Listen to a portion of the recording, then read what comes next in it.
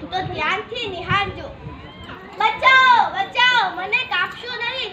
જુઓ ને, આ બધા મને કાપી રહ્યા છે, મારો નાશ કરી રહ્યા છે.